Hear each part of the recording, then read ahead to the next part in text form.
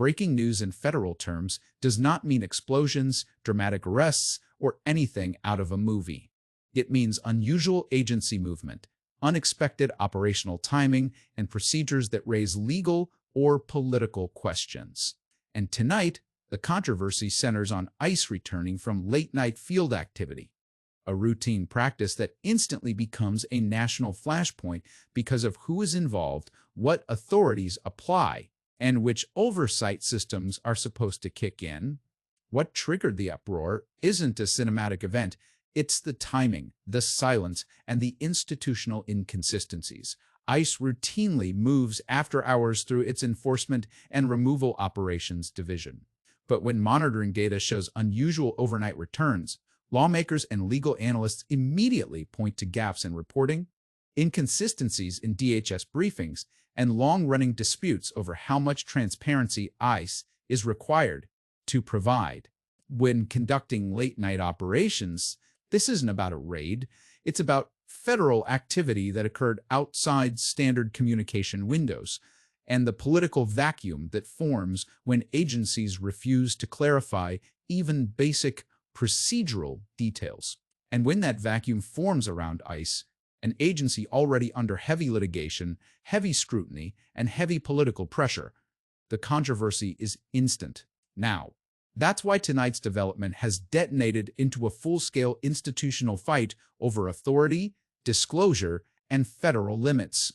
According to new reporting from agency monitoring logs and internal scheduling data, the issue escalating today isn't about a dramatic operation.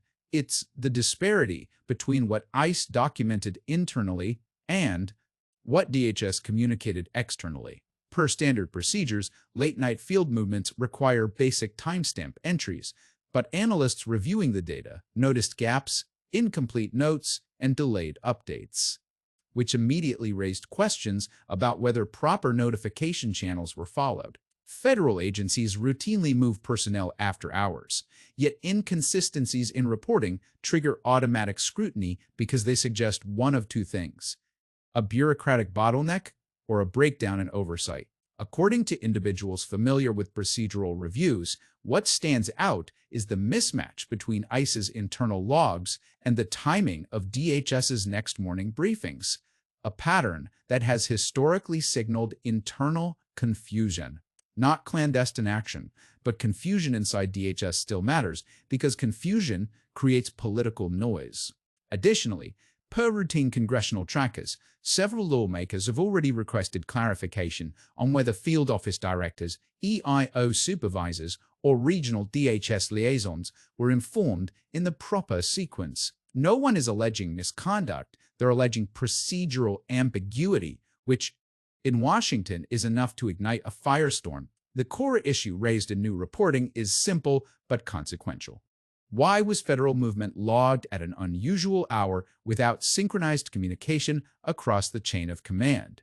And why does ICE, an agency already under multiple court-ordered limits, continue producing incomplete after-action notes during high scrutiny periods? The first visual circulating online, a generic screenshot showing ICE personnel returning to a facility after midnight, blew up instantly, not because of what it showed, but because of what it didn't show. There were no identifiable officers, no operation details, no detainees, no marked context, just headlights, shadows, and a timestamp. And that absence of clarity is exactly why it triggered a political storm. When an agency with ICE track record appears in an image without accompanying documentation, watchdog groups immediately assume there's a reporting failure. Legal analysts focus on procedural gaps. Who signed off on the movement? Was this ERO or HSI? Why was the return logged but not briefed?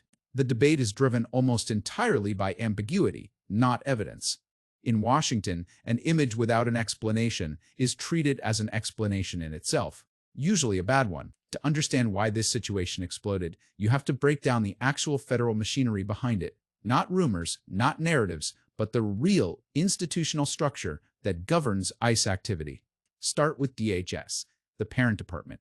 DHS sets overarching policy, but it does not micromanage every hour of field movement. Within DHS, ICE is split into two major arms: Enforcement and Removal Operations, ERO, and Homeland Security. Investigations, HSI. ERO handles arrests, detention, and removals. HSI handles criminal investigations. Late-night activity could involve either arm, but each has strict documentation protocols and internal routing requirements. Any inconsistency in logging triggers oversight flags because DHS has repeatedly been criticized for after-the-fact explanations. Then comes DOJ's indirect oversight role. DOJ doesn't run ICE, but many ICE actions fall under ongoing litigation, consent decrees, or injunctions. That means federal judges expect accurate operational records whenever ICE movements intersects with court orders. Even a timing discrepancy can raise concerns about compliance. Congress adds another layer: appropriations committees monitor resource use. Oversight committees monitor procedure. Homeland Security committees monitor authority limits. If ICE activity appears out of sync with reporting standards, Congress has jurisdiction to demand documentation, even retroactively. Finally, federal courts impose hard limits through injunctions and rulings. Judges don't care about political spin, they care whether ICE followed the rules exactly as written. This is why one unexplained midnight return becomes a bureaucratic flashpoint. Every layer of government is forced into motion when documentation doesn't to match protocol. The political reaction detonated faster than the agencies expected because ICE is one of the few federal bodies where even minor deviations immediately translate into partisan narratives. Lawmakers from both parties began demanding clarity, not about some imagined event, but about why the reporting chain broke down again, a problem Congress has flagged for over a decade. Several members of oversight committees pointed to the same pattern.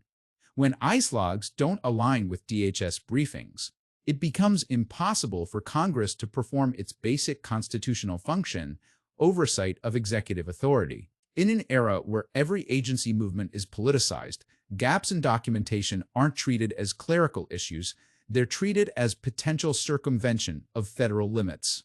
Federal judges have echoed similar frustration in past rulings, warning that ICE's inconsistent reporting undermines reliable judicial assessment. That's why analysts immediately connected this midnight return to ongoing federal cases.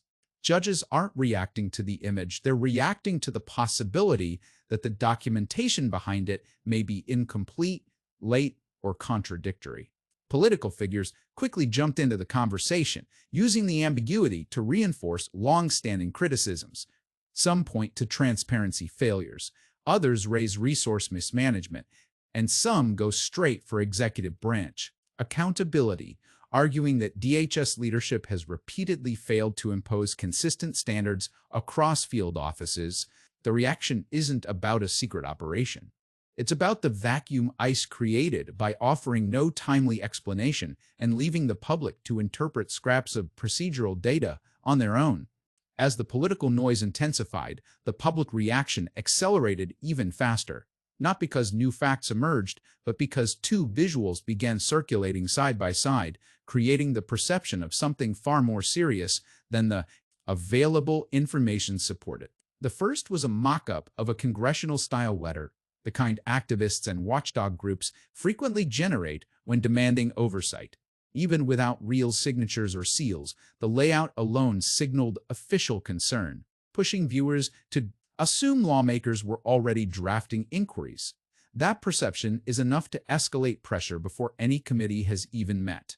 The second visual, a nighttime ICE vehicle photo with headlights cutting through darkness, poured fuel on the fire.